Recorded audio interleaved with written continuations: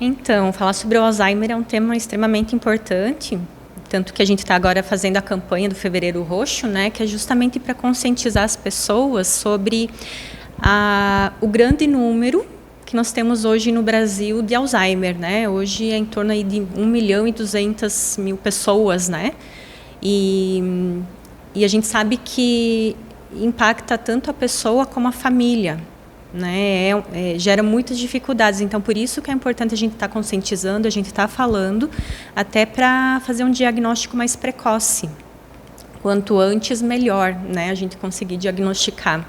Antes da gente falar de prevenção e tudo mais, quais são os sintomas, né? Como é que a gente pode, em algum momento, tentar identificar, perceber que uma pessoa tem ou pode ter Alzheimer? Então, geralmente começa com sintomas bem sutis.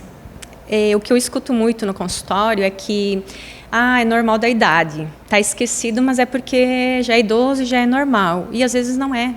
Sabe, não é. Claro que é normal a gente esquecer algumas coisinhas, mas aí os primeiros sintomas que a gente começa a desconfiar é quando a pessoa começa a perder algumas habilidades que antes ela fazia facilmente.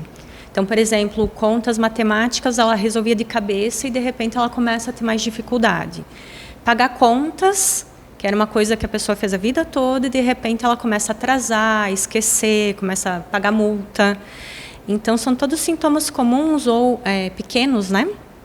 Ou, por exemplo, começa a esquecer compromissos, começa a esquecer detalhes que daí começam a chamar atenção.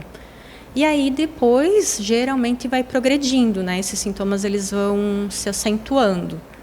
Porém, é super importante, assim, começou a perceber que o pai, que a mãe, que o vô começaram a ter algumas dificuldades, alguns esquecimentos que não eram tão normais, o melhor de tudo é buscar ajuda. Buscar avaliação para identificar o máximo possível, o quanto antes, para entrar com tratamento, sabe? Todos nós poderemos ter Alzheimer em algum momento da vida? Infelizmente, sim. Infelizmente. A gente sabe que quem já tem casos na família tem uma hereditariedade, né, que tem uma chance maior, mas a gente sempre fala que o Alzheimer não escolhe, né? Qualquer pessoa pode desenvolver, pessoas de alta escolaridade, de baixa escolaridade, enfim, todo mundo tem essa possibilidade, infelizmente, né? É uma realidade que a gente tem pacientes mais jovens? O que a gente está percebendo em relação a isso no Brasil, né? Pacientes jovens com Alzheimer. Isso, a gente sabe que tem um pouquinho, que existe o Alzheimer precoce, né? Que ele começa a se desenvolver numa idade antes aí dos 60 anos, porém não é tão comum. O comum é realmente lá por 60, 70, 80. Então, quanto maior a idade, mais chances a gente tem de desenvolver, né? Um processo demencial, um Alzheimer, né? Então, por isso que tem que ficar bastante atento, né?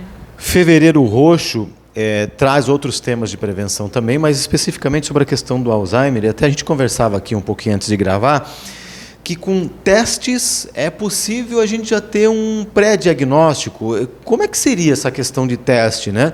Eu vou até um profissional, tenho uma suspeita na família, levo esse familiar até um médico. Qual é o melhor caminho para a gente fazer esse teste?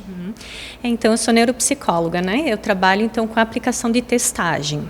Então, por exemplo, eu comecei a desconfiar que o meu familiar, meu pai, minha mãe pode ter Alzheimer. O melhor caminho é buscar um geriatra, buscar um neurologista, né, para fazer uma avaliação inicial, para a gente descartar, por exemplo, pode ser falta de vitamina B12, né, parte clínica. E caso esteja tudo certo, geralmente a gente vem para avaliação, onde eu aplico toda a testagem, então, de memória, de atenção, de QI. E aí eu consigo saber se aquela dificuldade está dentro do esperado para a idade ou está mais acentuado e que existe, né, já um declínio cognitivo. Então, a gente já começa a pensar e fechar um possível diagnóstico, né? E a partir daí a gente pode começar um tratamento, né? Para finalizar, de novo, o tema da questão da prevenção. O que eu posso fazer no dia a dia, independente da minha idade, né, quem nos acompanha agora, independente de escolaridade, enfim, que atitudes simples a gente pode desenvolver ao longo do dia ou ao longo da vida para que a gente possa lidar com essa questão do Alzheimer? Então, é manter o cérebro ativo, sempre, né? A gente sempre fala que a gente não pode parar. Assim como o corpo precisa de exercício físico, o cérebro também precisa estar sempre sendo estimulado. E, geralmente, o bom é a gente fazer atividades desafiadoras. Tem as atividades da rotina, do dia a dia, que a gente está acostumado, mas sempre é bom fazer uma leitura, escrever, fazer cálculos, né? E buscar atividades que sempre vão desafiando a gente um pouquinho. Quando está muito fácil, está na hora de aumentar, né? Já aumentar um pouquinho o nível e deixar um pouquinho mais difícil. O cérebro, ele precisa ser desafiado, assim como a gente pode talvez aprender uma nova língua, né? Independente da idade. A gente pode estar fazendo uma série de atividades, né, que o cérebro sempre esteja aí ativo e se mantenha conectado, né? É como ir na academia. Isso. Quando começa a musculação, né, geralmente começa com um pezinho pequeno, de repente você já está fazendo tranquilo. Aí aumenta um pouquinho. Vai acostumando e você vai aumentando o grau de dificuldade para manter o cérebro forte.